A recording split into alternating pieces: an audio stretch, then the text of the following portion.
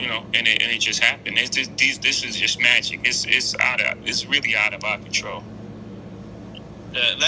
Last question, and just because, I mean, this is Khaled's moment, right? There's the God Diz moment. Obviously, you were such a major part of that, but so many artists were a part of that. A lyric like, when you start going into how many billionaires come from Hope's crib, I count 3, me, Ye, and Reed, Braun, technically, right? It makes me think, it makes me go back to when you did the Drake verse and said, I made more millionaires than the Lotto did. And that was a flex, and maybe that was about 10 years ago at this point. Like, can you talk about the evolution of not just getting it for yourself, but being able to get it for other people around you, and make other people, put other people in position, and really in the span of 10 years going from being able to say millions on a rap record to now saying billionaires? Yeah, we're not gonna stop. It's the hip hop is young. We still growing, and we're not falling for that technology, whatever this public puts out there now. That before it was the American dream. Pull yourself out of bootstraps, and you can make it in America. All these lies that America told us our whole life. And then when we start getting it, they try to lock us out of it. They start inventing words like capitalist and things like that. I mean, we've been called nigger and monkeys and shit. I don't care. Those words y'all come up with, y'all got to come up with stronger words. When I say y'all, I'm not talking about you. The words they come up with, they got to come up with stronger words. We're not going to stop. We're not going to be tricked out of our position. Y'all locked us out. Y'all created a system that, doesn't include us. We said, fine. We went our alternate route. We created this music. We did our thing. We hustled. We fucking killed ourselves to get to this space.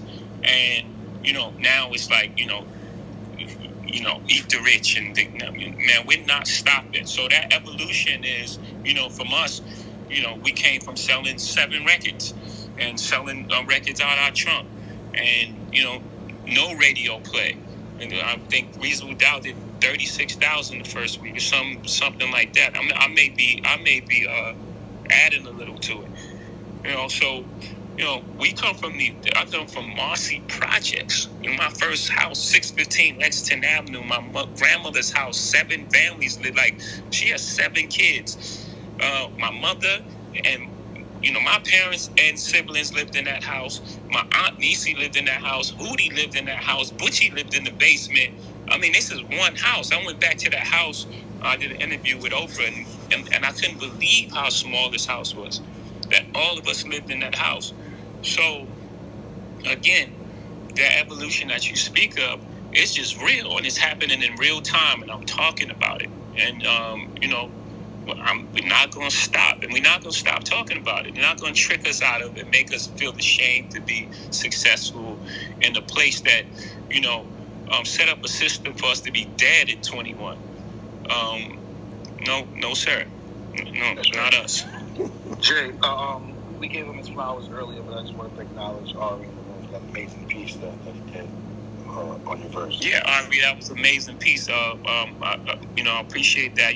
Again, in the verse I say, my only goal is to make a real feel seen.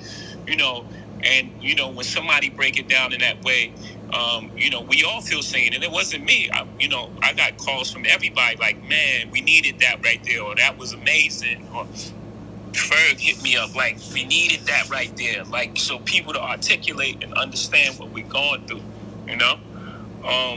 So that was an amazing job.